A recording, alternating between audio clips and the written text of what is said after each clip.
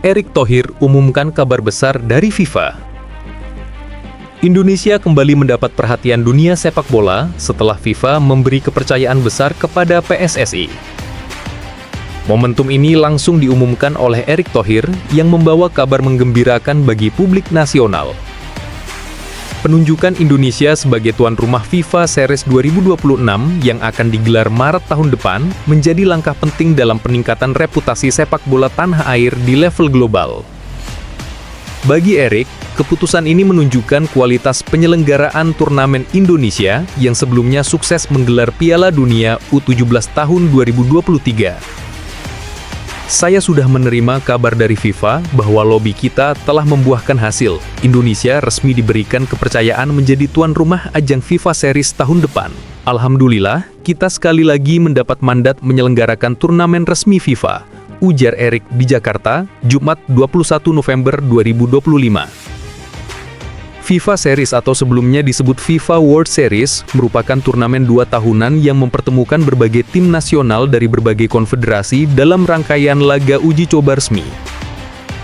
Edisi pertama berlangsung pada 2024 dan kini Indonesia berkesempatan menjadi tuan rumah untuk edisi berikutnya di tahun 2026. Dalam ajang ini, Indonesia akan kedatangan peserta dari 5 konfederasi di luar Asia, yang penentuannya berada di tangan FIFA dan akan diumumkan kemudian. Bagi timnas Indonesia, kesempatan ini menjadi pengalaman emas untuk menguji kemampuan pemain menghadapi gaya permainan yang beragam dari negara-negara lain. Kehadiran lawan lintas konfederasi juga membuka peluang besar bagi pelatih untuk menilai taktik serta kesiapan skuad Garuda dalam menghadapi tekanan permainan internasional. Erick menilai bahwa penyelenggaraan turnamen ini tidak hanya menguntungkan bagi pemain, namun juga meningkatkan posisi Indonesia di mata FIFA sebagai negara dengan antusiasme kompetisi yang tinggi. Saya mengapresiasi kepercayaan yang kembali diberikan FIFA kepada Indonesia. Ini menunjukkan FIFA melihat antusiasme federasi dan juga supporter Indonesia yang serius membangun sepak bola serta mampu menjadi tuan rumah event berskala global. Selain itu, Erick juga menegaskan bahwa keberhasilan ini tidak lepas dari dukungan pemerintah yang selama ini konsisten membantu PSSI dalam setiap agenda internasional. Tentu, keberhasilan ini juga tidak lepas dari dukungan penuh yang diberikan oleh Presiden Prabowo Subianto yang selalu setia mendukung kemajuan sepak bola Indonesia di level internasional. Untuk itu, saya mengucapkan terima kasih yang sebesar-besarnya kepada Bapak Presiden, tegasnya. Podcast hadir, preskon absen, netizen geram pada PSSI. Ketiadaan 2 pejabat penting PSSI dalam konferensi pers terbaru membuat publik sepak bola Indonesia kembali melontarkan kritik keras. Situasi ini memicu gelombang tanya yang meluas di jagat maya. Momen lucu namun janggal terjadi pada konferensi pers PSSI yang digelar Rabu, 20 November 2025. Dalam agenda resmi itu, tidak terlihat Ketua Umum PSSI maupun Exco PSSI Arya Sinulinga yang biasanya menjadi figur utama dalam sesi penjelasan publik.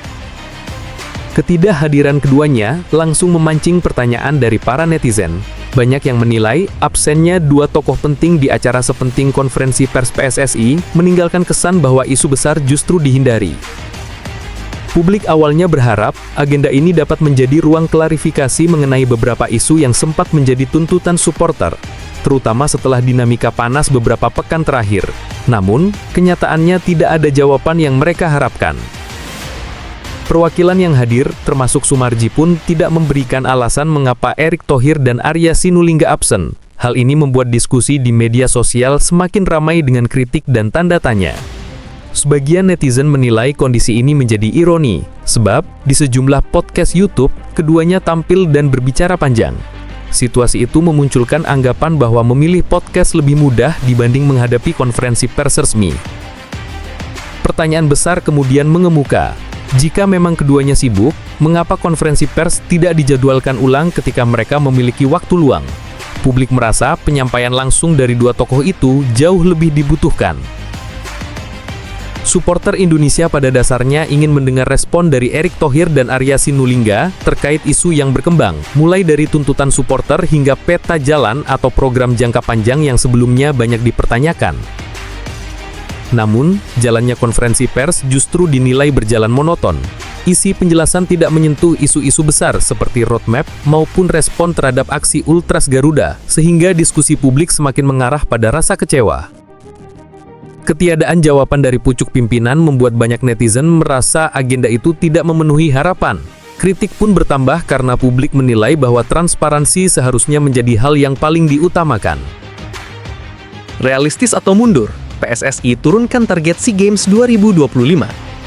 Keputusan PSSI menurunkan target prestasi untuk cabang sepak bola di SEA Games 2025 memicu perdebatan. Publik bertanya apakah langkah ini merupakan sikap realistis atau justru tanda kemunduran. Menteri Pemuda dan Olahraga Republik Indonesia Erick Thohir menyampaikan bahwa cabang sepak bola tidak lagi ditargetkan meraih medali emas pada SEA Games 2025 Thailand. Penegasan ini disampaikan dalam agenda resmi jelang persiapan akhir menuju turnamen Desember mendatang. Menurut Erick, kesimpulan itu diambil berdasarkan evaluasi bersama Kemenpora dan PSSI. Keduanya menilai kondisi terkini menunjukkan perlunya penyesuaian agar target tidak melampaui kapasitas tim nasional di level usia SEA Games saat ini.